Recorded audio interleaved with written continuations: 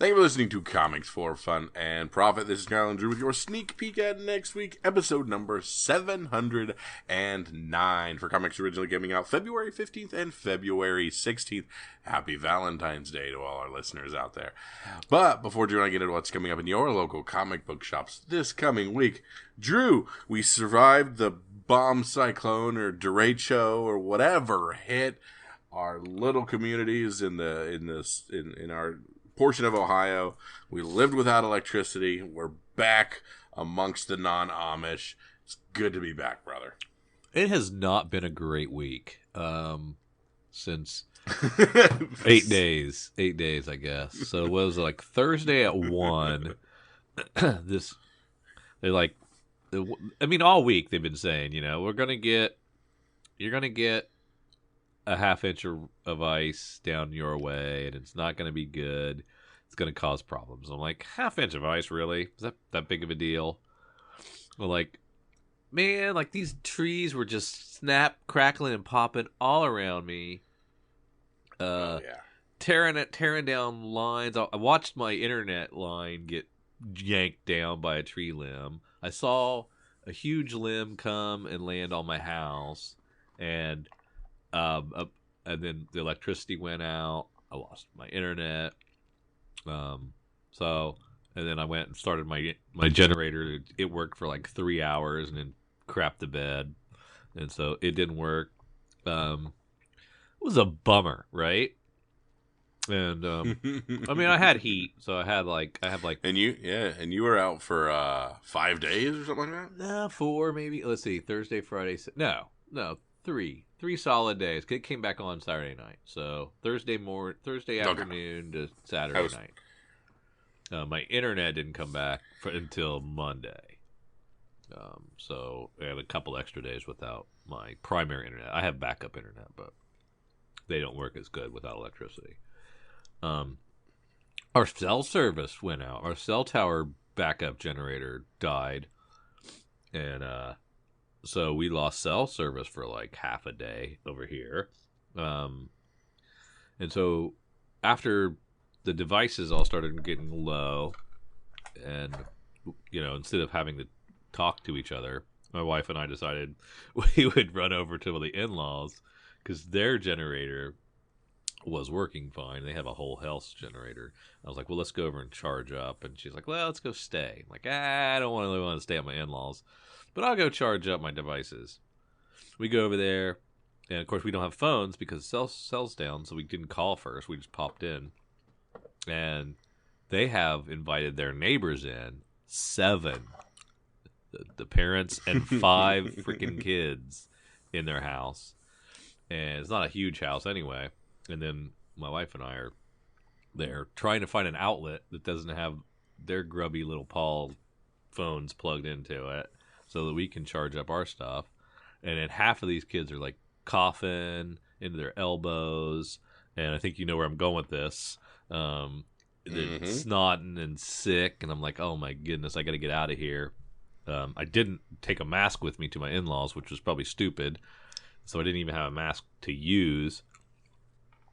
So we leave, and lo and behold, let's fast forward, get electricity back, get internet back, things trying to get back to normal. Wife gets COVID.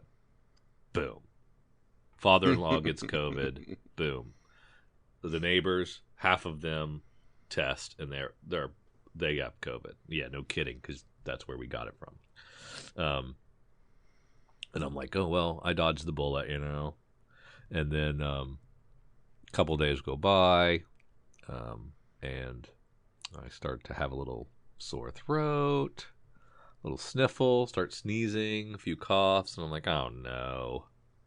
And I take a test, and boom. So I just tested positive today. So I have it as well. So we are a COVID house. Thought we had done pretty good. 2 years, right? Had missed it. Yeah, no doubt. Yeah, but the Omicron got us. It took an ice storm. To let me lower my guard enough to get it. All my walking around with masks and safety precautions and social distancing, all for naught. when the power went out, and I lost my tablet and was going to run out of comics to read. I had to do something drastic, so that was a bummer. So that was kind of like the end of a bad week, right? And then my comic shop orders started coming in. Oh no! And they really, like, I would say 75% of my comics they graded below. So.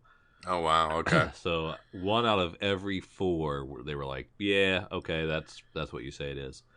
3 out of 4, they're like, "No, we don't think so. We're gonna give you. We think it's this, and we'll give you this." So the first couple, I was like, "Okay, well, I'll just go ahead and let this go." And then the last couple, they were like, I was like, "There's no way.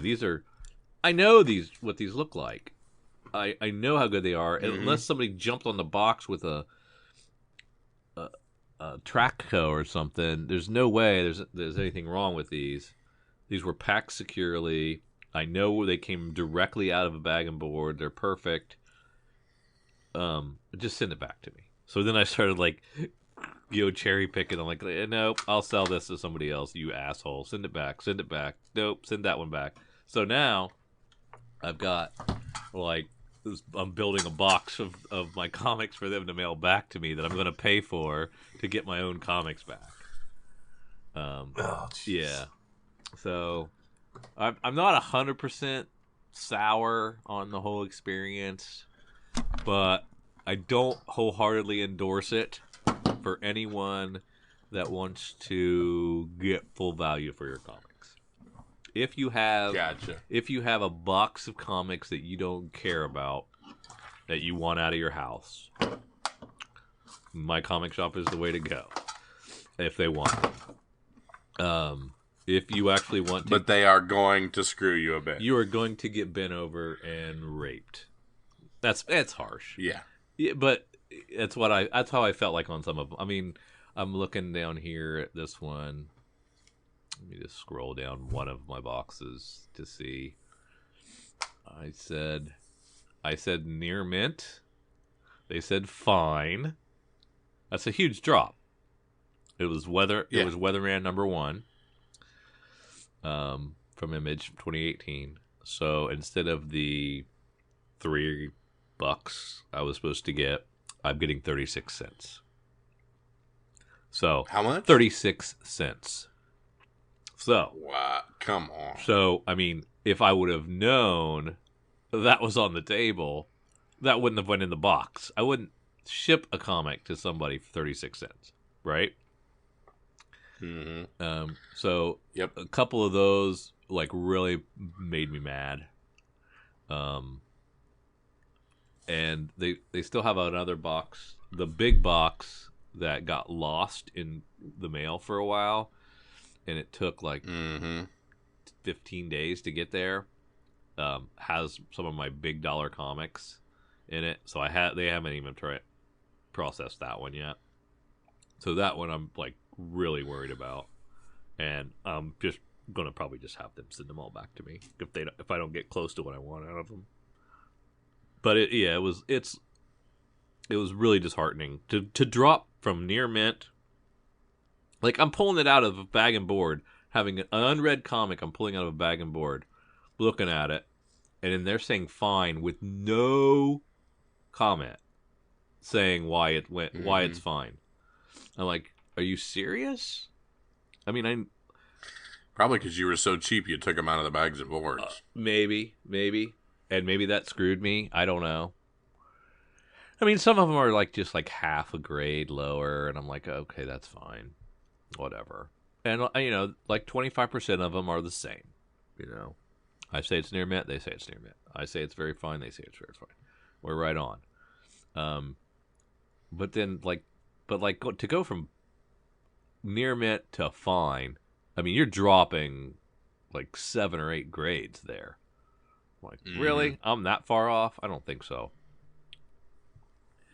So yeah, it was some really, really bummer early results. So I've got like 4 checks in the mail from them, totaling about $400.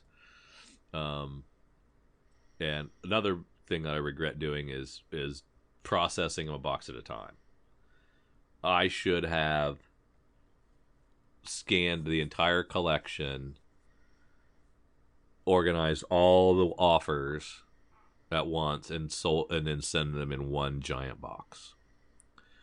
So because now I have like all these things that are like, I have all these different transactions that were sent in different boxes, and so it's kind of a mess. And so that was a mistake too. But we'll see. I gotta wait to get through this whole process. I wanted to get through the whole process of the batch that I sent, and we'll see how it goes. Right now, I'm really bummed. Oh, here's one I let slip. I heard you had one lost in the mail. That's where I last left you. It made it. It did make it, yeah. Here's one. Thunderstrike from 1993, number 17. I sent as a very fine. They graded it as a very good and are giving me 2 cents for it. 2 cents. So a very good comic is a below average collectible with multiple moderate defects. Yes. So Must a very be. Did Be. you say very good? But I would like, I wouldn't have sent a 2 cent. Yeah, very good is a 4.0. That's it was big old Warlord 63 from 1976. My very fine got downgraded to a very good minus. So then the offer got downgraded to 19 cents. Ouch. Jeez. Yeah. Some really, really bad. Oh, there's Archie and Me, 154. This has a comment on it. Okay, so I said fine. They said good. It says cover length crease, color breaking, spine stress. Okay. All right. I thought that was fine, but I guess not. I guess they say that's good. So, yeah, that's a 4 cent comic that I'm getting back. So those like really hurt. And I'm like, yeah, no kidding. But also I was like, I don't know that I'm going to sell an Archie and Me 154 to anybody else in any kind of Archie collection or anything. I don't really have a lot of those, and just keep it. I don't want it back. But like the Hawkeyes, like a lot of my Hawkeyes, which are hot right now. And they were dicking me over on some of the grades, and I was just like, send them all back. Send them all back. I will send them to someone who loves them more than you. So, but I got to pay. And we were buying Hawkeyes straight from bagged and boarded, straight to boxes. They're not red. They're not moved. They're not nothing. Right. So for them to be fines, is bullshit. I mean, the good news for you as a consumer is you know that when you buy something from my comic shop, the grade's going to be conservative. So you're going to get better than what you ask. But don't sell them shit unless you just don't care and you just want them out of your house. So it, unfortunately, I guess that means I'm back to eBaying comics, and which is not my favorite thing to do in the world. So, and you've been eBaying for a decade while grading your own books and listing them at the grades that you think they are. Yes. And getting very, very good results with buyers. Yes. Corresponding 100%. Your grades. Yes. So it's not like you're just spitballing here. No. And before that, 40 years of collecting and looking at comics, and if it's got a bent corner, I'm not going to say it's near mint plus. I know. I know how to. I know how to be in a ballpark at least, right? And we can quibble on near mint minus 94, 90, whatever. We can quibble there. That's fine. But to jump so low, without you're dropping a 9.8 to a 5. Yeah, without comments, like explaining, like really, an ice cream man, 20, that's pristine, bagged and board. Dropped it from near mint to fine. What? I mean, did it fall out of the box and get stepped on? I mean, there's no way. And like the comic right next to it in the box is a Joker. That's near mint. And that's fine. Then it's near mint, and you left it at near mint. I don't get it. So yeah. So I'm gonna get through this. Not going to do any more with them. I won't be sending them any more comics. I'm going to, and unless you go through an old quarter box and just start flinging. No, I'm not even going to do that. I am going to sell comics to somebody else, just because I have such a bad taste in my mouth about this, and some of these really, really awful offers that once they got it there, and it's just like, we've experienced this with like real LCS people. Like when you're in person and you want to sell them something and they're like, well, yeah, this looks like, and then they obviously they want to give you half.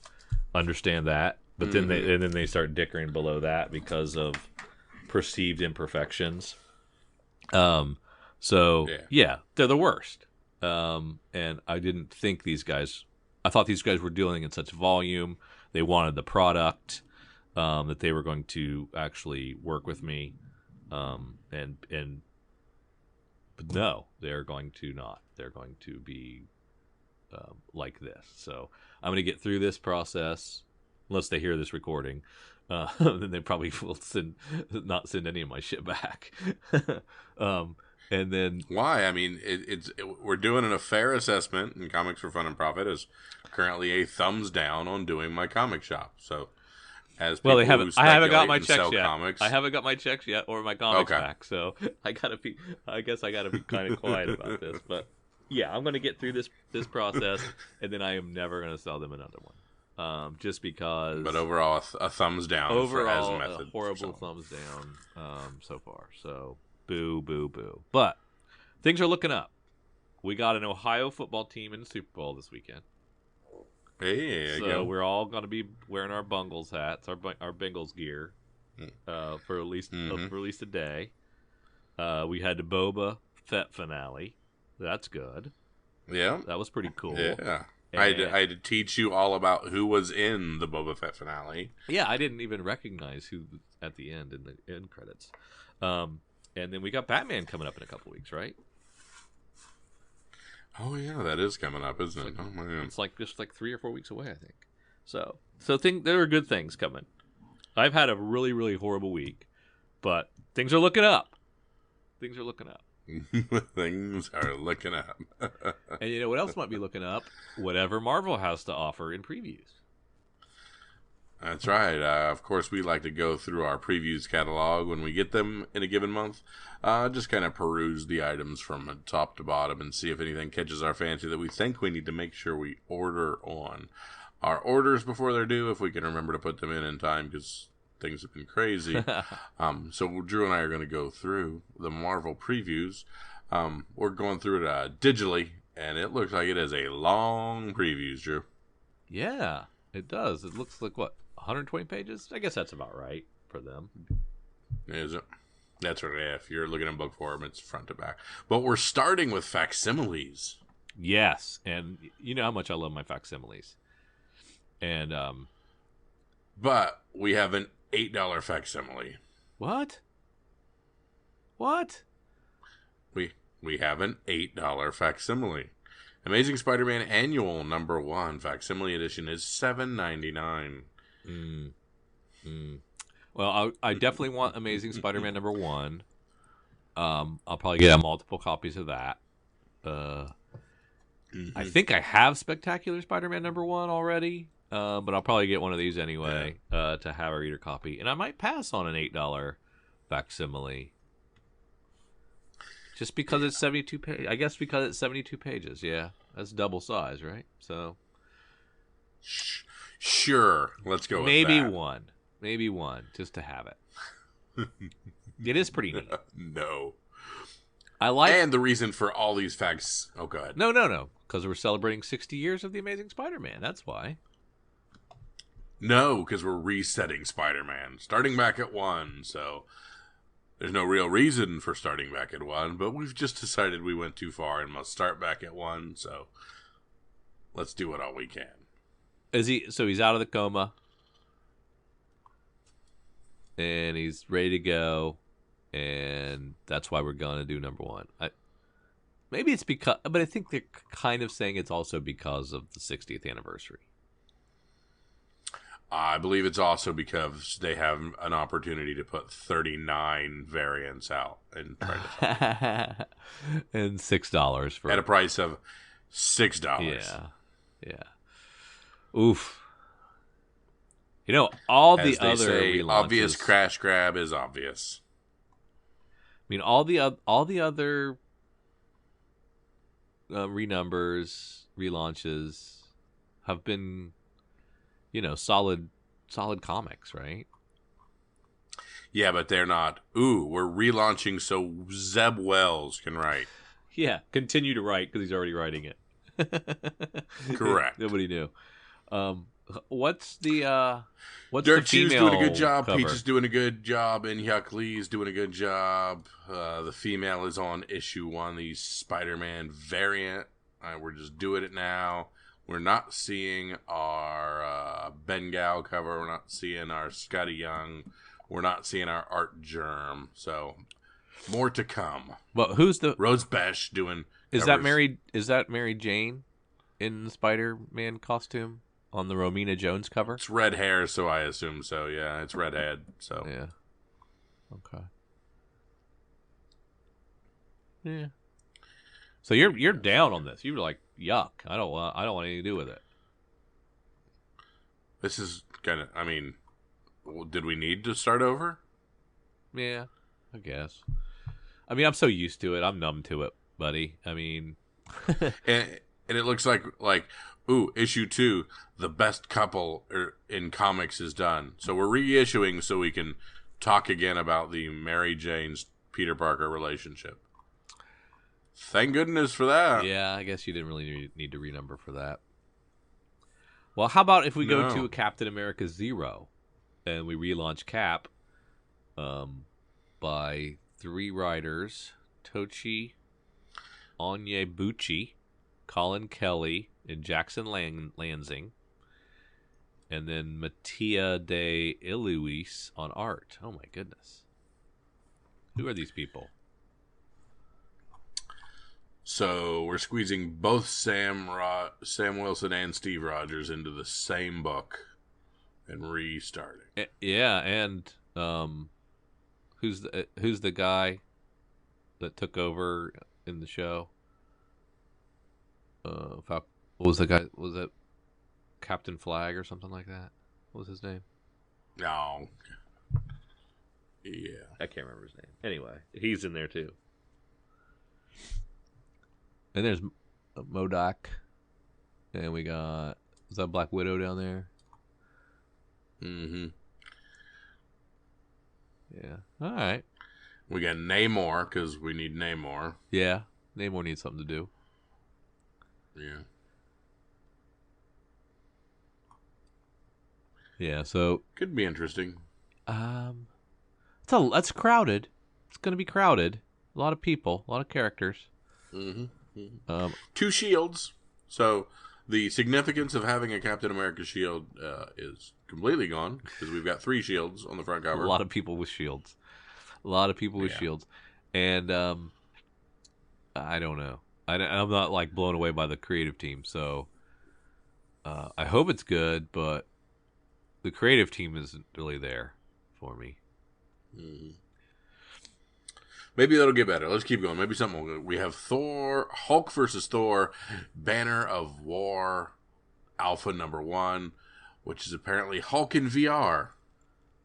Oh, okay. So So can't Donny Cates just like tell his story? Does he have to like King and Black it? Do we have to roll out something side quest off the book? Can you just do the book? Well, this is just a one shot. It's not a miniseries. Nope.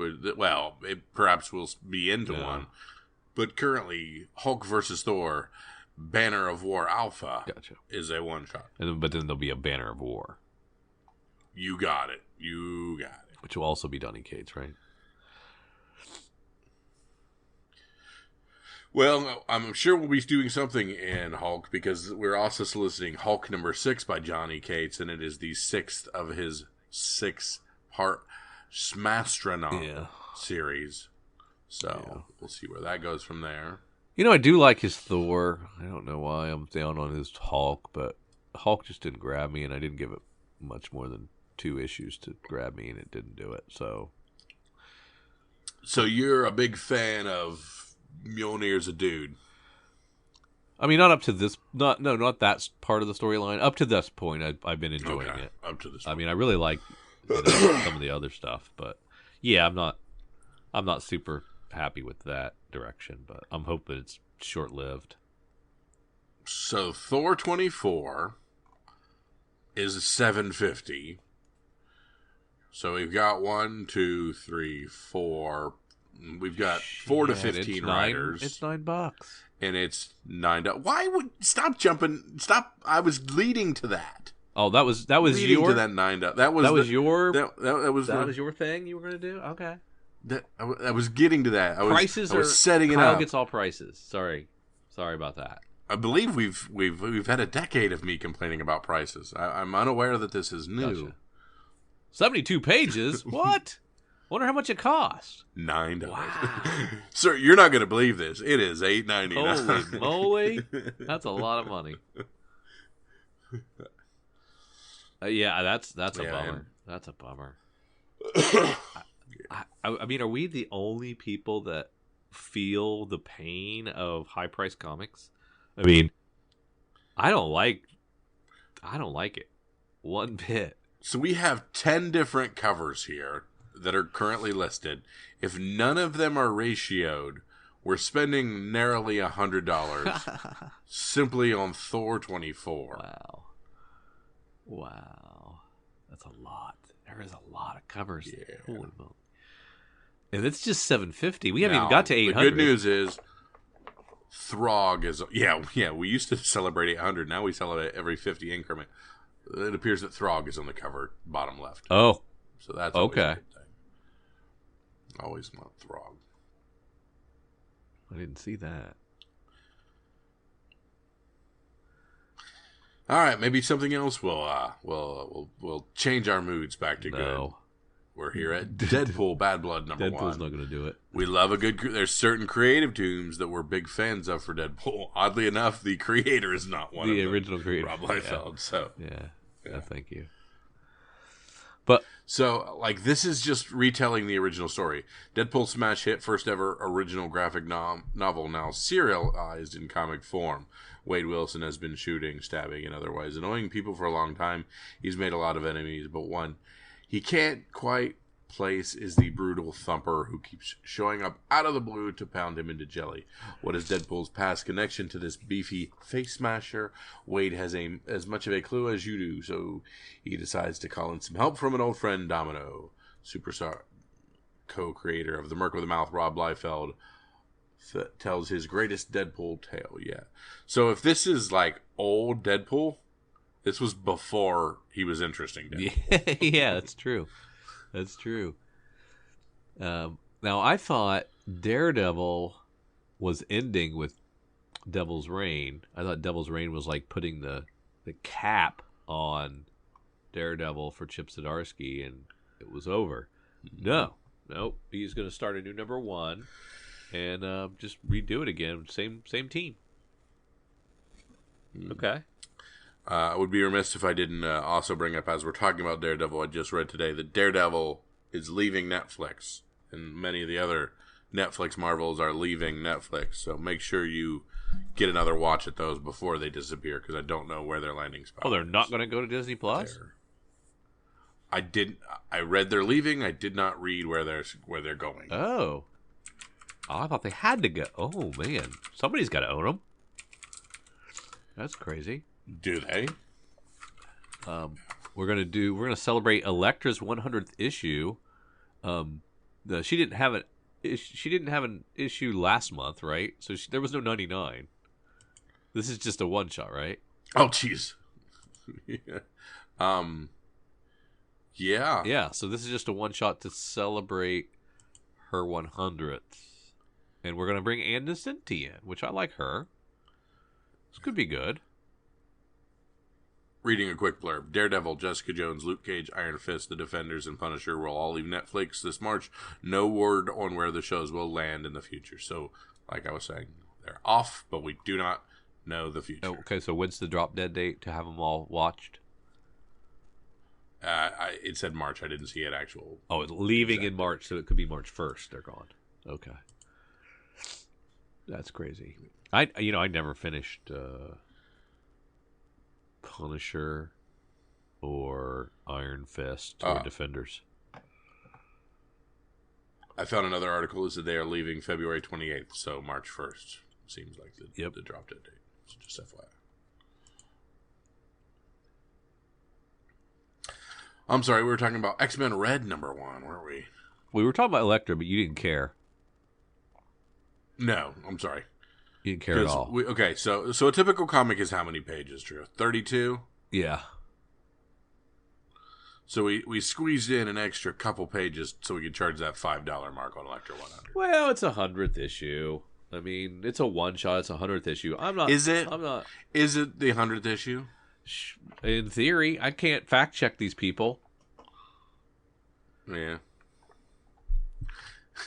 Like, listen, everything that has happened in her long and storied life has been leading to this. The 100th issue bearing her name and the starting point of what it is to come.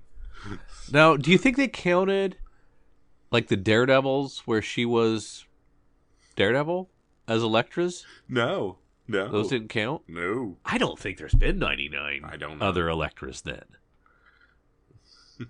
I mean, I really don't. I don't think she's had that many. If they're not counting, no. Yeah, I think it's fuzzy math.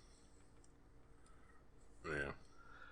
X-Men Red is back. That was one of our favorites back in the day. That was when Bendis was doing it. Remember that? I was going to say it was a really good creating team. It's Al Ewing, which isn't bad, but yeah. Yeah.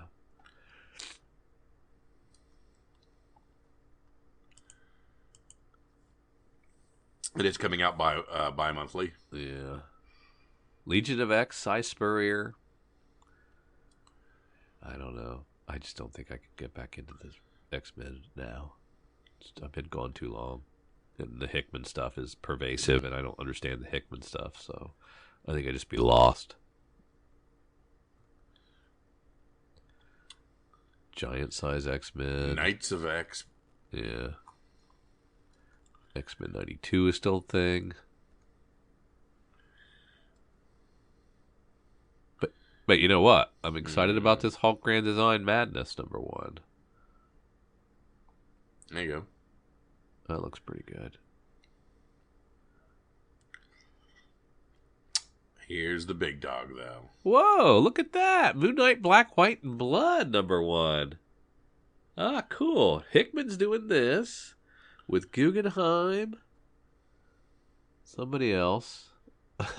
Ayadeli? Mariwa Aridelli? Yeah. Bacalo, Fornes. Cover by Sienkiewicz. Holy moly. What'd they say? Hey, Drew, would you like some more Moon Knight? Yes, I would. Mm-hmm. We're getting... And a variant cover by Stan Sakai. That's beautiful, too. Oh, please be independently orderable. Please. Total of at least 4 covers. That is great. $5 a piece. A bevy of comicdom's finest creators put their mark upon the Fist of Khonshu in stories depicted in stark black, white, and blood red. Which I think is a stupid thing to do, but I like it for this one. Jonathan Hickman and Chris Bacalo introduced the all different Moon Knight of the future. Mark Guggenheim and Jorge Fornes tell a Moon Knight adventure in reverse. That's dumb too. This team, the white-clad Crusader, up with the Amazing Spider-Man for a harrowing night adventure. That they always work good together. I always like Moon Knight and Spider-Man working together. Okay, so some dumb stuff in there, but I'm still there. Cool. There you go. So we got 2 Moon Knights going on. That's crazy. Not too shabby. Yeah. That's got to mean sales are good, right? Or there's a movie coming out and we're trying to capitalize. Wow. With 1 I can see, but with 2? I think sales have to be strong.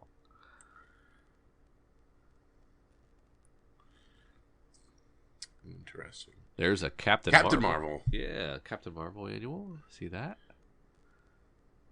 Torun Gronbeck writing.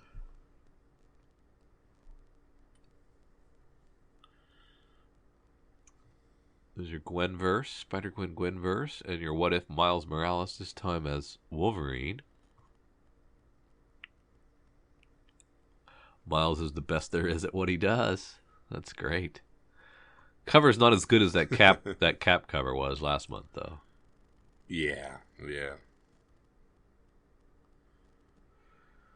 We got some Venom, got some Carnage, got some Punisher, all in their issue 2s, along with Strange. So is this the new? Okay, in the variant cover, it's the new emblem. In the cover A, it's the old emblem. Yeah, I'm guessing they commissioned these before they decided that the logo wasn't going to change. Because they flip flop, right? The death of the old emblem. Have they flip flop back? I thought they flip flop back that they're not going to change the emblem.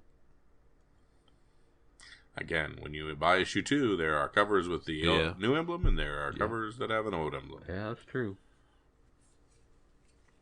Who knows? That Strange number 2 cover A is really good. Bjorn Barron's cover. Oh, is that who is that? Awesome. He's great. Yeah, you just see the reflection, and that's coming from that. That's pretty cool. I can't help but love that. Whose face is that? That is the female Doctor Strange, right? That's Clea. The reflection is in. It looks like Doom to me, Doctor Doom. Oh, okay. Very nice. But I'm not reading it, so it could be random shiny mask guy. Random shiny mask guy. When I see a metal mask under a hood, I immediately think Doom. Yeah, so his faces the mysterious Harvest Man. I don't know. Could be Harvest Man. Does Harvest Man look like that? Like shiny Doom guy? Sure does. Yeah. Nobody cares about Captain Carter. Let's stop pretending they do. Doctor Strange Nexus of Nightmares #1. I don't think anybody cares about that one either. But it's Ralph Macchio. Written by Ralph Macchio, but not that Ralph Macchio. We've got Spider-Punk #1 by Cody Ziegler. Yeah, we do. Okay, so the newest trend has been when a tertiary character kind of pops off, is not necessarily their first appearance, but their first solo series. So if we have any thoughts that Spider-Punk will do anything, we have to own this, correct? Was Spider-Punk in No. Into the Spider-Verse?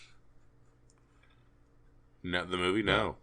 So he was just in one of the... And we don't know anybody that's going... We don't know any of the new characters that are going to be in the next one except for 2099. Yeah. So when did we see him last? Punk? Yeah. I mean, he was in all that Spider-Verse comics and everything. Yeah. When we've done 2 or 3 different iterations of that. I don't remember him being a standout in that series. No, but he's cool looking. Yeah. Yeah, he is. I like... And, and we've named him. Hobie Brown is the anarchist Spider-Punk. set to protect Earth 138 and his axe in hand and his chaotic band of punk rockin' heroes backing him. And it looks like he is a person of color underneath that. Okay. So I'm sure they will lean into that as well. Okay. Hopefully they have a cool story for that. I cannot remember if Spider-Punk was based out of America or gotta overseas. be somewhere else. But here's my open letter to Marvel. I implore you, keep him in Earth 138 and have him have his adventures over there. Do not fight the urge to pull him into the 616. Fight it, because it's crowded over here in the 616, and we don't need any more Spider characters. So have all his adventures over there. Great. Occasionally, if you want somebody to time travel over there through a multi-dimensional portal or whatever, and go visit him, that's cool. But do not merge him into the 616 like you do everybody else. Thank you. Thus endeth my open letter to Marvel. I really like that cover, that Mike Del Mundo, I think It's it is. That fantastic. cover of him just chilling on the wall there. That's great. Giving the horns. That's pretty dope. Yeah, if that's independently orderable, I'm on it. Yeah, I'm on that as well. Ugh, Ben Reilly, let's finish that out. The first Silk covers, I haven't really liked the cover A, but I love the Jin Hyuk Lee one. Yeah, I wonder why. Old woman on one and sexy hot woman on other. Which one does Kyle like? Don't pretend you know anything about me. I know what pushes your buttons, brother. But, I mean, well, and Hyuk Lee has had these amazing covers, and he doesn't seem to get the opportunity on this one necessarily. I would like to see a little better look at this Bagley cover for Savage Spider-Man 3, this inset. Looks pretty wicked. You mean the tiny postage stamp doesn't do it justice? No. Yeah, I know you've mentioned that before. Joe Kelly, though. We like Joe Kelly's writing. Yeah. And then Miles 37. Don't like the new outfit. So he's changing the costumes again? Or is that just sure. him taking off the outer hoodie? This is the outfit that he's been in for the last few months. Yeah, with the hoodie on. Dumb. Yeah. I guess you can take it off. Why not? Venom, Marauders. Yeah. Immortal X-Men 2, Wolverine patch, which I'm gonna be reading this one. At least I'm gonna be getting the first one, and I'm hoping it's good. Yeah, patch actually was interesting to me. I gotta remember that too. X-Force, New Mutants, Sabretooth, excellent. I can't get myself to read excellent #1 yet. Gotta be. I thought you were calling Sabretooth excellent, and I was getting ready to. No. Excellent. The all red art. I gotta be in the right mood for all red art. Mm-hmm. And by that you mean in the mood to not care about it. I don't hate it. I don't hate his art. It's just like it's different, you know. There's, our good friend Eric's a big all red guy. I know. Part of it is I lead into that. I did like some of that Silver Surfer that he did. That was good. There you go. FF. I think he did FF for a while. I kind of like that. Avengers 55. Avengers Forever. Iron Fist. Another Silver Surfer, another Ghost Rider, the Eternals. Ghost Rider looks interesting. The more I see these covers, the more I'm like, all right, that's pretty cool. Okay. Ben Piercy, he's pretty good.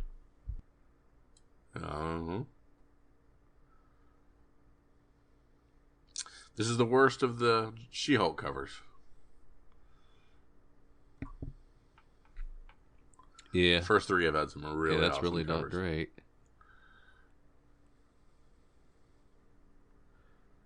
First issue was okay. I liked it. I'll read issue 2. And we're back into Moon Knight on page 61. How do you feel about a Spider-Man variant for Moon Knight? I think so you'll buy a Moon Knight that's Spider-Man. Yeah, I think this is a second month in a row they've done that, right? Or third. Yeah, they keep doing that. Yeah. So let's see. Moon Knight is in the clutches of something and reaching up to a gun muzzle. An assassin infiltrates the Midnight mission, while another hidden enemy strikes at Moon Knight where he is most vulnerable. Attacked on 2 fronts, the Fist of Khonshu is put on the back foot. But that's where he's most dangerous. Yeah. So we got a cover A by Corey Smith, a variant cover by Jungaejeon Yoon, and a Spider-Man variant. No, I can't even be close to right. Jungg. Eun. That's got to be like Yoon, right? Young Yoon, something like that. Anyway, sure. I've blown my share already, so I can't really say anything when it comes to pronunciations. To be honest, I stopped trying a long time ago, so I apologize. Yeah. Oh yeah, we just hammer right through them, you know. I'm kind of leaning into how hillbilly I say things. The Thing, I've heard other people not liking this Thing miniseries, but I do. I think it's pretty good. So I'm enjoying it, and it's been a fun little series, and it's finishing up. There you go. Scotty Young writing Strange Academy still. 18 issues. At 25, do you think we'll have a $9 book and a celebration? Yeah, I mean, people are digging this thing, and I don't know why it didn't work for me. Did you just read the first one too, right? You didn't read anything beyond that, did you? I read the first 2 or 3, and I liked it, and then I have no clue why I stopped reading. Oh, okay, so you liked it. And I didn't give it a chance, so I've heard good things. That's cool little Alien 11 cover with the Xenomorph full of arrows. Yeah. It's kind of rad. Yeah, it makes me want to check back in. I got a little bored with that after that first arc, and I didn't go back in again. And makes me want to check back in and see what's happening. We get Hondo on the cover of Halcyon Legacy 4. That's awesome. Is that the guy? Is that the guy on the bottom? Yep. Well, who's he from? Cartoon. Jesus. He's a very slimy pirate, essentially. Okay. So he and Lando would get along famously. Yes. Hondo. I've really missed out. By not being up to date on the animated series. I think I'm done beating this drum, brother. Well, I mean, even I think it was Mike Myers who was talking about. He's like, man, you get a lot more out of Mandalorian. And, oh my gosh, yeah. Boba Fett. When Bo-Katan lands, I just know how nuts I went and how you were just like, "Durr." Yep. And as I saw Cad Bane just walking through the desert, and I'm just like, from the very first dot, I saw the hat and knew exactly who it was, and you're just like, "Durr," and like you don't get those moments. That sucks. So bad. Yeah. I don't think I get the next level enjoyment that you guys do.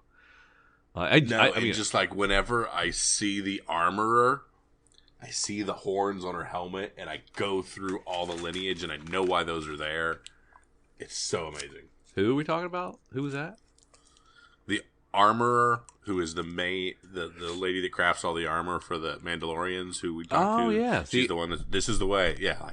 Okay. I didn't like her at all. It's just, but just like, that you see that she goes through all. Okay, we're gonna get into some spoilers for Book of Boba Fett. So like she sends Mando away as not a traditional Mandalorian because taking his helmet off and everything. Right.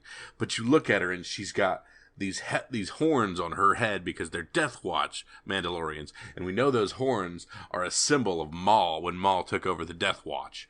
So she has just such old latent symbology of when Maul took over that organization, and they're still clinging to it. So much so that she has the included horns on her helmet. So Darth Maul was in charge of the Mandalorians at one point? Oh, yeah. Darth Maul was. Darth Maul is who the majority of the Dark Watch sect is based off of. So all of this weird religion that they cling to was just something evil that Darth Maul had to try to get revenge on Palpatine, who traded him in for a newer model. Oh, okay. That's interesting. Yeah. Yeah, there's 7 seasons of that kind of interest that you're missing out. Take us through Star Wars Corner here, bud. Okay. You know, what else you got? There you go, that's right. Well, we're here on just regular 23, which I haven't... I've dipped in and out, and I don't know. Han Solo and Chewbacca number 2, we're going to find out. We got an Adam Hughes cover of a Star Wars book. That's kind of interesting. I'm going to tell you right now, you're going to need that. It's not great. But, like, this is Greedo. It's true, but it's Adam Hughes, so it doesn't really matter. But, you know, the whole thing from A New Hope, you know, who shot first in the history of Greedo and everything. Now we get to know all kinds of backstory before that happened. Oh, okay. And this is all the stuff that took place with Jabba the Hutt that led to Jabba putting a bounty on Han. Oh. Because he... We don't know that yet? You know, dumped his cargo. We don't know that yet in the other Han Solo series? We didn't find out why the bounty came? Yeah, we heard it was, you know, I dropped my cargo, I ran away, I didn't finish my mission kind of thing. So, but we don't, you know, I'm sure there's more to it. Gotcha. Dr. A for 20. Oh, there were some really cool Dr. A for covers that just came out, too. Speaking of which, you were wrong. No Doc Afra in Boba. No Doc Afra in Boba. No connection to the Crimson Dawn, which I thought we were going to get. Yep. It was kind of meh. No, Cad Bane blew me out. That was amazing. I love that. But I thought we were going to get more than the Pikes. The Pikes are so stupid and boring. I thought there was going to be somebody else behind everything. I don't know. But we didn't. Yeah, I've heard others on the Slack channel chattering in that way as well. I really thought it was a pretty good season, man. I loved, man, when Grogu came out there pimp walking, man, that was sweet. Driving it. It was great. However, it doesn't even come close to Mando Season 1. Doesn't come close to Mando Season 2.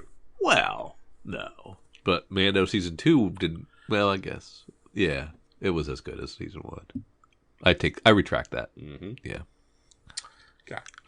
So it solidified itself as a third spot, and Boba Fett was a supporting role in his own show. But I'll tell you what, if that Ahsoka show, Ahsoka, what's her name? Ahsoka Tano, the one with the weird head. Rosario Dawson. Yeah. Ahsoka. When if her show is all CGI, Luke Skywalker, I'm not gonna watch it. That was really. You didn't like that? Oh man, it was so boring. He's just like that episode was like a snoozer. I did not want to see him talking and generated. It felt so fake.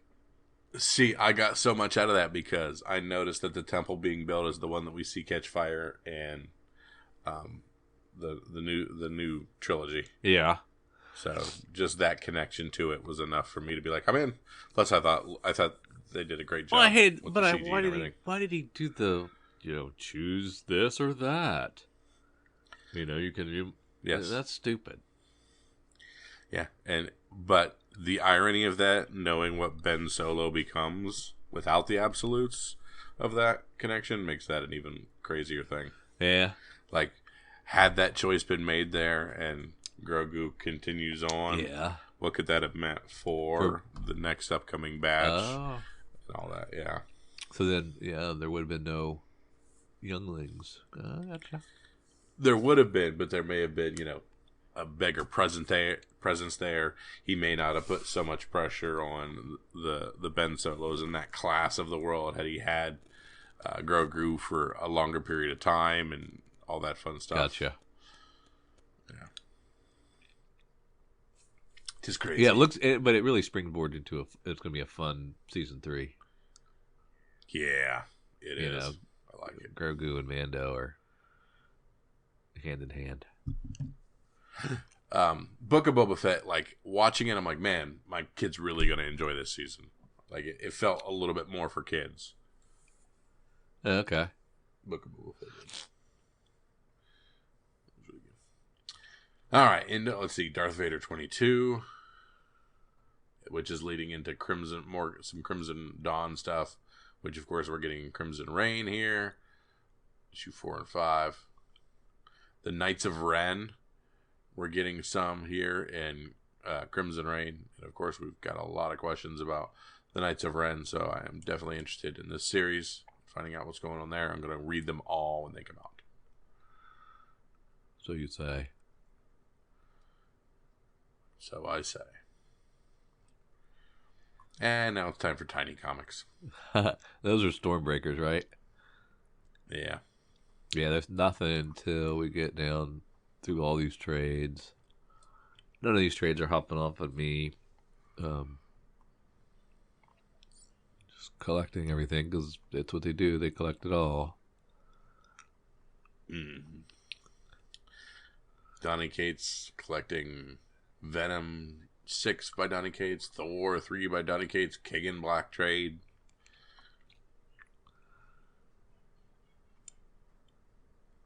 You might be interested in this Avengers Volume 6. Yeah, I saw that. Trade paperback, because that's the Age of Khonshu. Yeah, I saw that. Yeah. So that's, again, since they gave us just a tiny little thing, I'm unaware of what all issues are included in that. So you were, first of all, you were complaining that it was 120 page previews, and then you were complaining that they're too small of cover images. You can't have it both ways. Do you want it to be a 500 page document so every panel is exploded for you to view? Yes. That's what you want?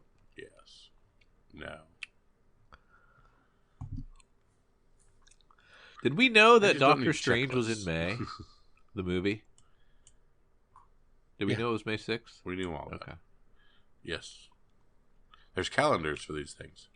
Well, yeah, I thought it was like 2022. We'll let you know. Sorry. All right, brother, that's been our previews. All kinds of cool things here. Yeah, but that's about it. Do you want to go over and look at some FOC stuff, or no? We go from this to our cover price first. Cover price, right? Cover price first. All right. So we've looked at some of the future. Let's see what is hot on the market right now. Starting at rank number 10, Black Panther number 3, the Taurine Clark 1 in 25 variant. This is the first appearance of Tosin Aduye, with this variant still trending with 24 copies sold. Let's see. High sale of 600 for Raw on a 1 in 20. That's crazy. The market is stabilizing a bit with a fair market value settling at 403. This book's future requires some heavy follow-through from Marvel, and expectations are very high, which will be tough to live on. For now, prices seem relatively That's stable. Nuts. That's crazy. That is crazy. Yeah. At rank 9, we have Amazing Spider-Man 210, the newsstand variant from 1980. Recently announced that Sony Pictures is moving forward with their Madam Web solo film starring Dakota Johnson. There's speculation that Madam Web will be the younger Julia Carpenter version. However, upon the news, this first appearance of Madam Web spiked in sales. 30 copies, CGC 9.6 for $950. Do I have this? I don't know. I'll have to look. Yeah. At rank 8, we have Amazing Spider-Man 637. The Olivier Coipel from 2010. As mentioned, the high speculation on Sony's Madam Web will focus on Julia Carpenter's version.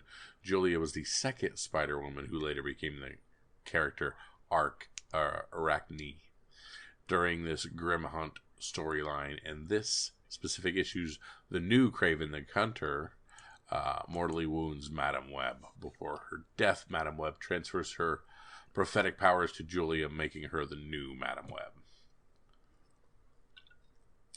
But this one had a CGC 9.8 going for $220. Raw is between $62 and $87.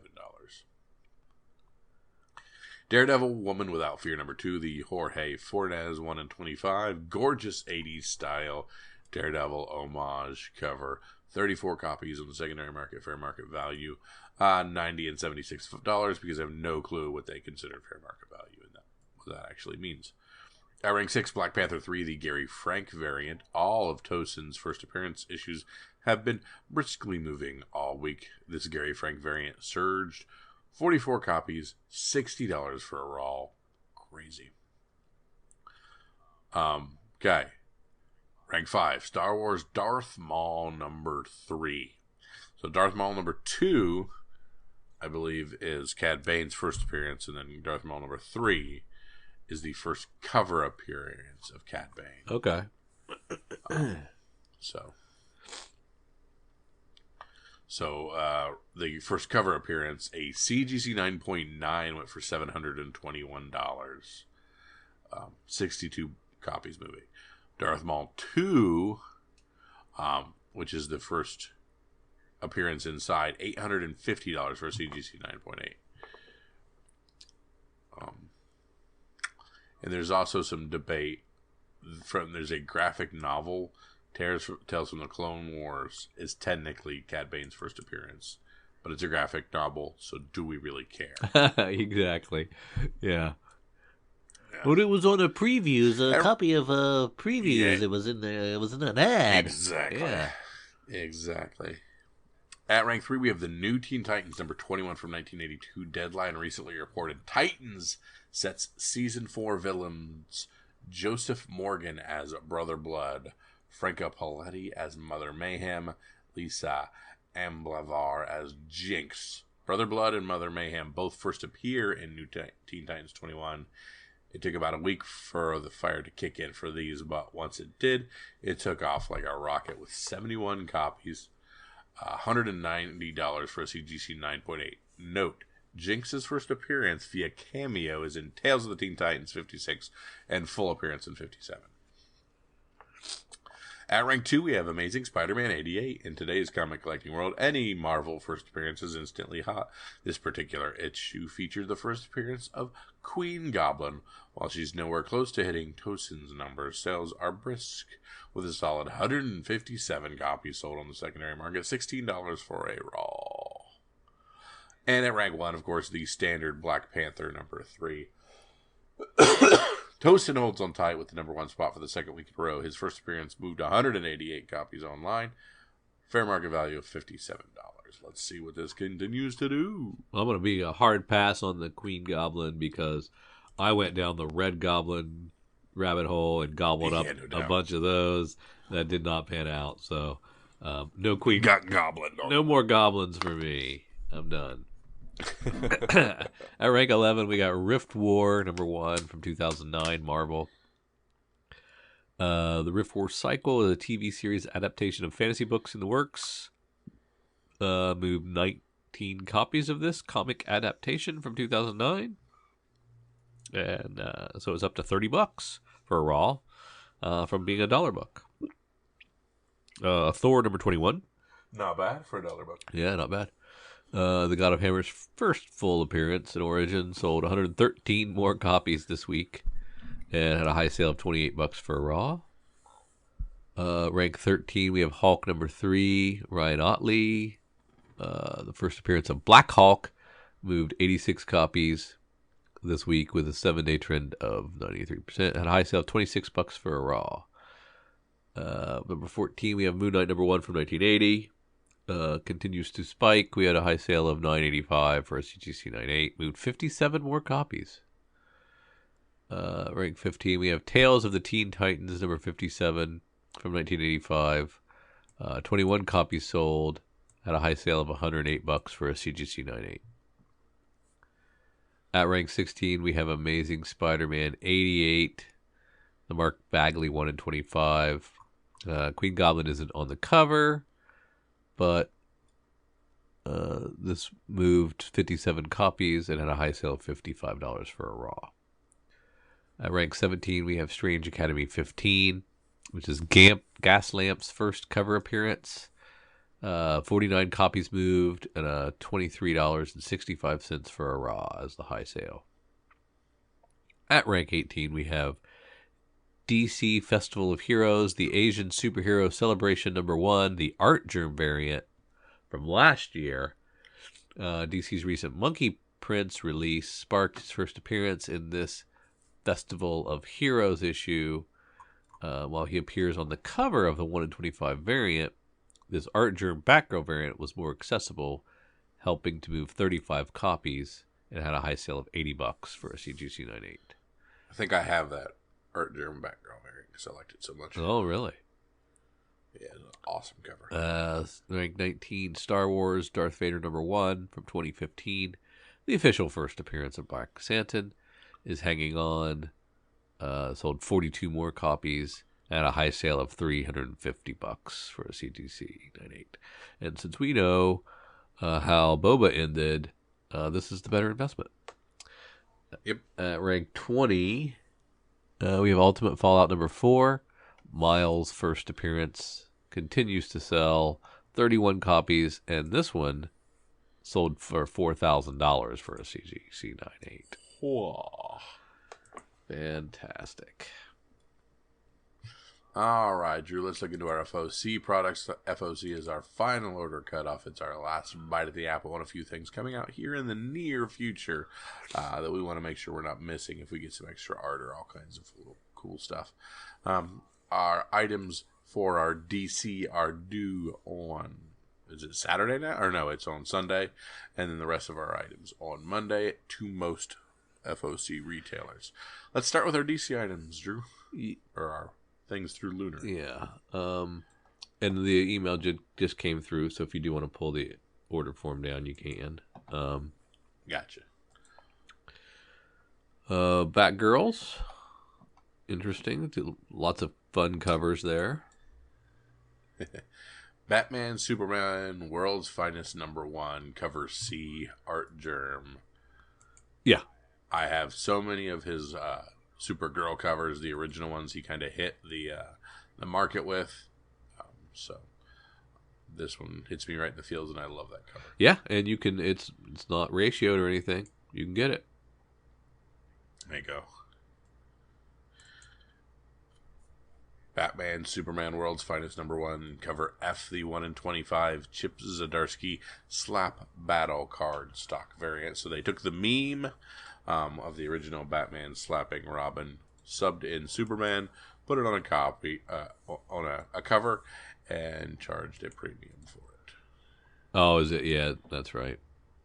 Yeah. And there's also a cover G with Superman smacking Batman. So choose your one wisely. Yeah, those are great. I think they're going to be sought after, but I'm not going to pay premium price for them. Yeah. What I don't think is going to sell is the Seinfeld. The 1/100 Dan Mora Virgin Jerry Seinfeld in the Batmobile. Yeah, I don't know who. Comedians in cars getting caught. Besides Seinfeld, I don't know who wants that. I believe he's the only one that can afford it. Yes.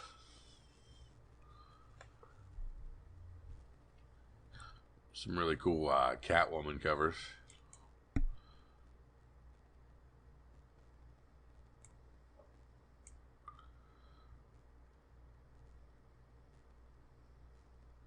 Detective Comics 1056 is a really good Irving Rodriguez cover.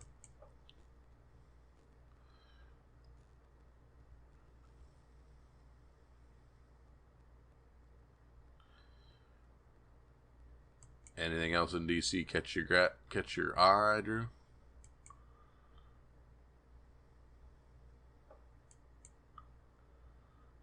Joker covers. I Am Batman covers. Justice League covers. Naomi season 2, and we finally get into Nightwing. Nightwing number 90.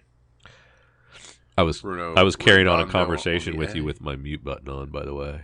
Like, I apologize. No, So it's there will not be your some fault. overtalk there. It was all my fault. I was just babbling away, and I was like, "Oh, my mute's on." Nightwing, not bad, but nothing too crazy. But it's interesting. We get 4 different covers for Nightwing 90, and none of them are that good. They're all kind of crap. Really? So that sucks. Bruno Redondo cover A is not bad. The Jamal Campbell's not great. The Federici. Batman Ricard, yeah, and then the 1 in 25 is super dumb. You just don't like bright colors. Yeah, live in the shadows. Yeah, there you go. I think that the cover A is the one to go with, but yeah, I wonder why there's 4. Is it because it's 90? Have we been doing 4 covers before? No, we barely do 1 at times. And now we're doing Yeah, I thought that was interesting. I like the cover A on Robin's 5 with the reflections, the different versions. Yeah, it's pretty great. Who becomes what? That's pretty rad. I am interested in this Rogues book, this Captain Cold series. I really like the cover A. Over the I think that's going to be a good 4-issue series. Over the homage. Or the old version. Or the... Mm-hmm. Yeah, it's pretty nice. Going to have to read Superman, Son of Kal-El 9 because Nightwing's in it. Is Rogues a black label? Yeah. Yeah. In a 4-issue. Normally they do 3, so that bodes well that they were like, nope, we got too much story. We're going to do a 4th. And it's $7 book. Damn. Yeah. For some odd reason, Black Label gets more of a pass. Yeah. Well, I don't know why. It's a lot. Yeah. It's a nicer package, and it's more pages. Nice square bound. Yeah. Yeah. They've kind of set me up to what Black Label is ahead of time. Yeah. So I can't even think of a Black Label that wasn't good with the big oversized premium package, not the stuff that they artificially made Black Label up afterwards. Yeah, no doubt. You want to head over to Image Books and see what they got? Yeah, I hadn't finished yet, but yeah, you're right. Nothing left. Okay, I'm on my way. I'll get there. Ant number 3 as they continue to try to retread that book and make a couple dollars. No chance on me. Lady Mechanica, 3 of 4 on these ones here. Little Monsters. This remind me what that is again. Little Monsters is Jeff Lemire and Dustin Wen. So this is your creative team from Descender and Ascender. They are the last children on Earth who also happen to be vampires. Oh, okay. Yep. All right.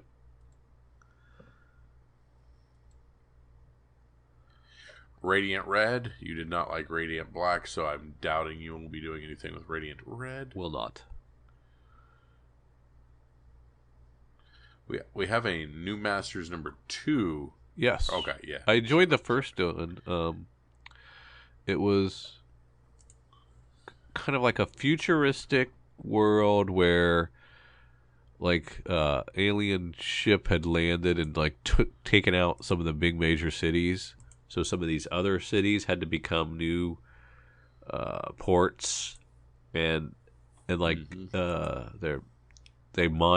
they're looking for this obsidian, and so that's like the valuable commodity, and so people are trying to mine obsidian or find it or scrap it and stuff.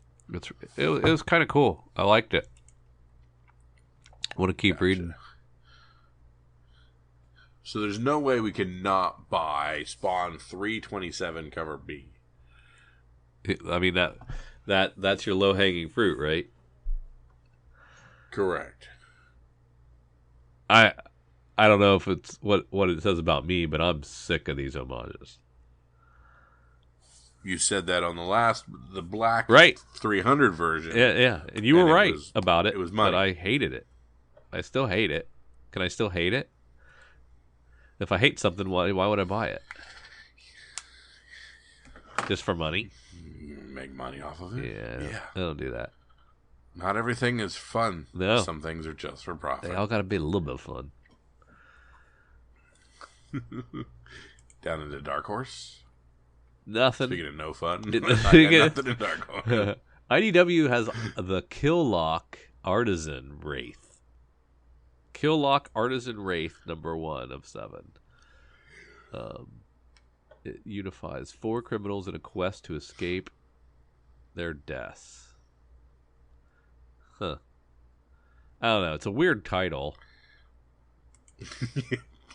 Killlock seems like we randomly grabbed 2 of our favorite cool words and put them together. Killlock #1, I think I'd like better than Killlock Artisan Wraith #1. Killlock #1, yes. Just leave that alone. There you go. Yeah, you went too far. Unless it's like a sequel or something.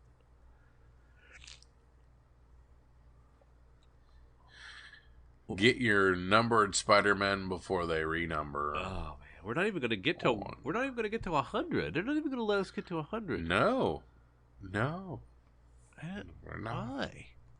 Yeah, I guess. Well, when you're numbering, when you're celebrating the 750s and the 800s and the 850s, I guess you don't want 100.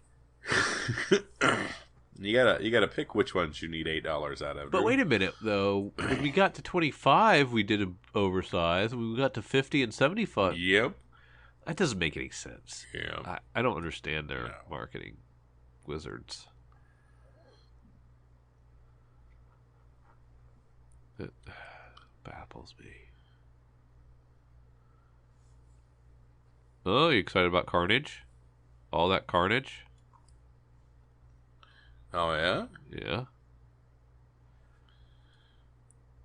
Why are you excited about Carnage? Carnage? I said, are you excited about Carnage? I'm not. Oh, no, okay. I'm not. Okay. I thought you were saying I'm excited about Carnage, which completely I was like, okay, tell me why. No. Is it because you just have a long history of Ram V products blowing you away? No, I do not. Oh, that's cool. The Mary Jane Black Cat went to a second printing. It was really good. Mm-hmm.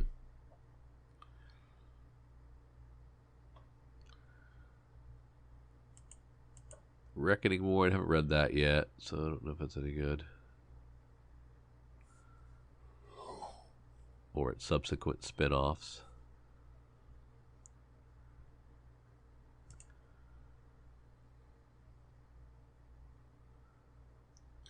I really like the cover for Dr. A for 19. The Sprouse Lucasfilm 50th anniversary cover.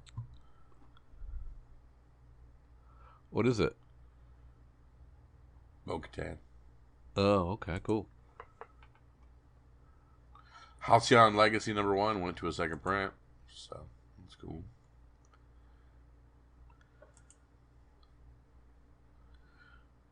I still love the Scotty Young covers. The Wolverine patch. That's going to be fun. Yeah. That's awesome.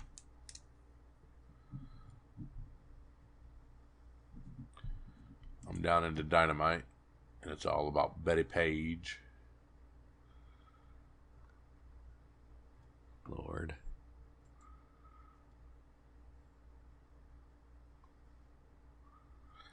I'm going to skip the Betty Page McFarlane homage because it doesn't even look like a McFarlane homage. How about Boom? Come on, Boom. Give me something. Well, I like the Evil Ernie #4 cover A. Where are we at? That's funny. Where are we at? We're still in Dynamite. We are at Evil Ernie #4 cover A. Cover A. Oh, okay. And there is a virgin version of it at cover F. But I just think it's creative. I like creative. Yeah. And that's from, what is that, an homage of an ad?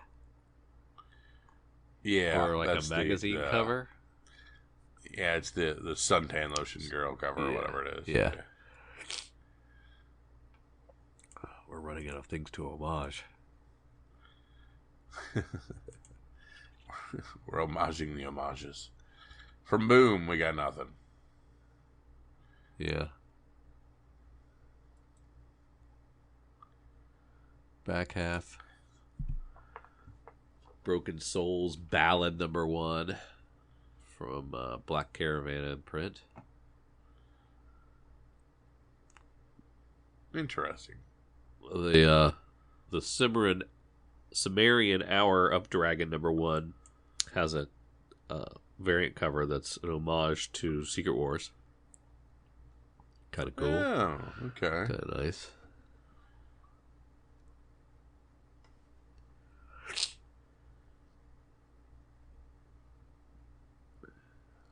Heavy Metal Drummer #2 is not by Heavy Metal Comics. It's by Behemoth.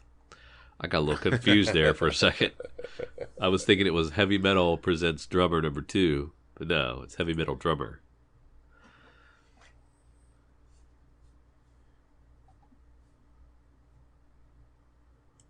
How about the Porn Basket hardcover, Kyle? Wonder what that's about. Put it in your porn basket. That's right. What do you put in your porn basket? Probably porn. If I was to get a betting man. We Live Age of Palladians Black. We Live Age of Palladians White. What is this? It's an Aftershock book. Oh, it's We Live, and then Age of Palladians. I'm gonna let you keep going on this one. And we have a white and a black version, and I don't know why. They each have masks. Interesting. Aftershock, though, I mean, can't poo-poo it too much, right? This is true. All right. Drew, this is the point of the podcast where I ask for your pick of the week for our previews and our FOC items. I'm going to take the low-hanging fruit with Spawn 327. That's Spawn 327, and that is what is the cover? I believe B. Cover B. I will double check. And then I am going to take Yep. Patch. Wolverine's Patch. And I am twisted on the cover. Do I go Dan Jurgens? I really like the Dan Jurgens cover. It's B, though. Kyle says cover A. But I'm going to go with B. I'm going to go Patch B.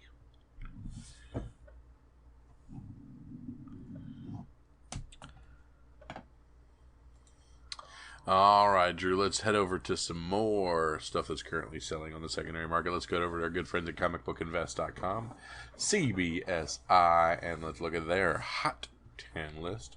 Their #1 item, Charles Soule's Darth Vader #6 from 2017, a CGC 9.8, skyrocketed to $600 and over $100 for Raw after reports of possibly having the Grand Inquisitor involved in the Obi-Wan show. Jesus, Kyle.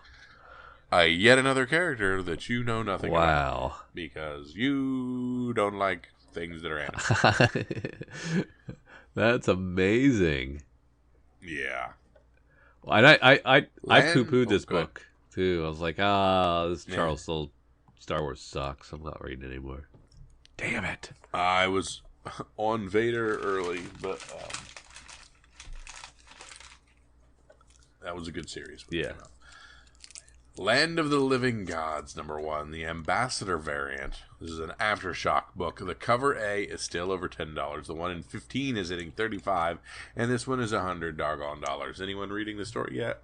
What say you? No. I've not read it. Nope.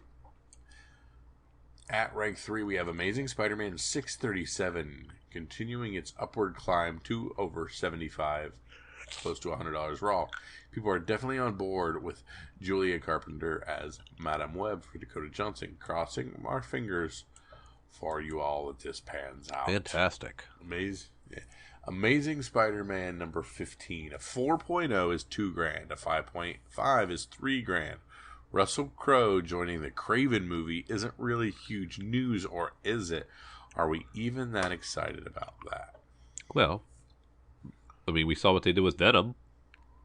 Cranked out 2 movies from that. Those were pretty good. Yeah, So, hell yeah. Amazing Spider-Man 565. This was about a $15 book a week ago. Now there's Craven casting news. It has doubled or more, almost $40. You keep telling us about this book. We've been talking about it for a year. Now it's finally starting to go up. At rank 6, we have Hawkworld, number 27. Now, do I think the $90 sales of this book are legit? No. Are all of the $25 and more sales legit? Those probably are. But this is a DC book from the junk era. Pretty sure every comic store probably has a dozen of these sitting in a warehouse somewhere. Don't overpay for White Dragon's first villain spec is meh at best. Okay. At rank 7, Avengers number 53. Tell him to send me Joshua. all his first appearance of the Joker then. Yeah. Avengers 53, the Joshua Swaby variant. $25. Red Panther? Okay, remember when Superman went blue? Exactly like that. Keep history in mind when considering buying some of these flavors of the week. Like Queen Goblin. Yeah. Yeah, no kidding. At rank 8, Red Sonja Valentine's Day Special 2022, number 1. The Sozo Miyake 1 in 20 Virgin variant. $60 to $70. We mentioned this one last week. It is a hot artist, so we're going to have to look into this Sozo Miyake. People will be able to find something of hers. I really hope that she paces herself and is not doing exclusives every single week. Like some people that keep burning themselves out. Huh. Black Panther number 3. Cover A has been consistently increasing and is now up to 55 to 60.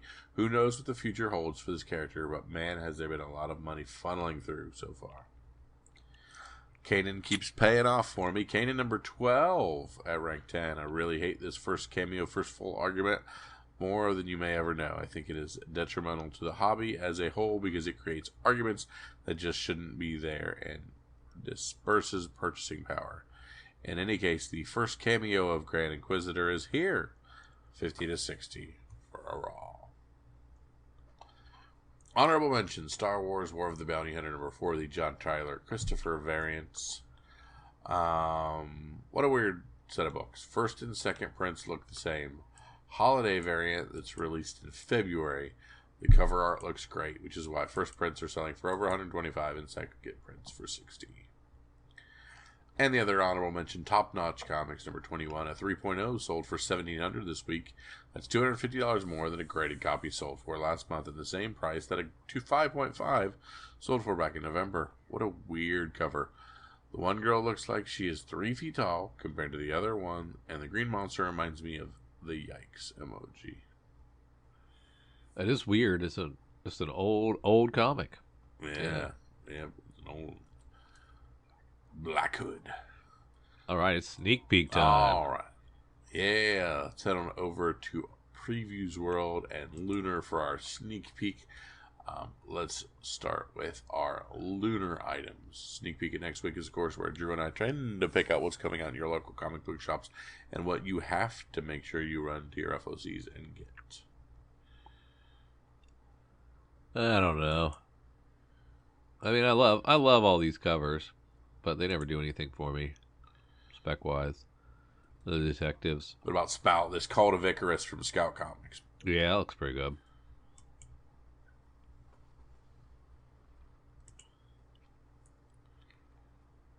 I like the Black History Month cardstock variant of Green Lantern 11. Yeah. That's pretty cool.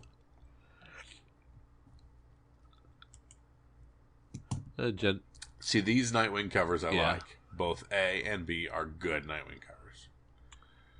And the Robin's B cover, the Jen Bartel's really nice. I still like the Suicide Squad, Tim Seeley, Sears Portrait Studio, King Shark. That's great. It is great. Do you think it'd do anything? Yes. Yeah. I'm back over to Image already. Yeah, me too. A quick one. A Man Among Ye 8. Deep Beyond is ending its 12th issue. Finally. It needed to end 2 issues ago. I tried to celebrate its 12, but I guess I wasn't. We weren't able to do that. Yeah.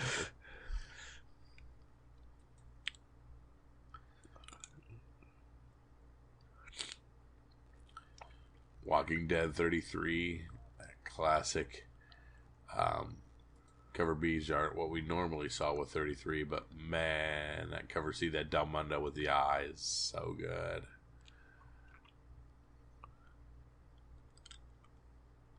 Kyle, you missed G.I. Joe cartoons, right? Yeah, I went into those. I don't know what G.I. Joe Raw Saturday Morning Adventure is. That's supposed to mean something. It's like Oorah. Did they say Oorah or something? Raw is Real American Hero. God, I'm an idiot. Thank you. You're welcome. A new cover artist for TMNT ongoing. Tunica? I don't like it. Pablo Tunica. No. I hate it. He's completely drawn them wrong. He's almost got them as frogs. I don't like that look at all. Not one bit. Why would it be a Marvel? Come on, baby. Give me something. Give me something that speaks to me. Lot of trade paperbacks and hardcovers. You like that Gwen cover of Iron Fist? Guess not. It's not bad. Oh, that is that. What is that? Domino? What is that? I don't know.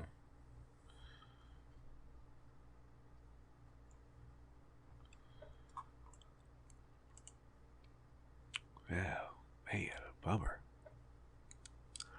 Nothing jumping out at me.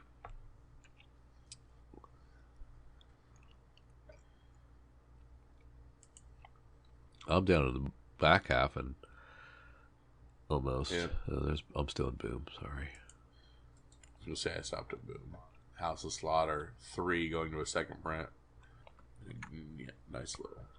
If you got an extra 250 bones laying around, Drew, I would like this Star Wars Return of the Jedi milestone Boba Fett statue. Consider it done. Nice little OG Boba Fett statue. I'll take all my profits from my comic shop sales.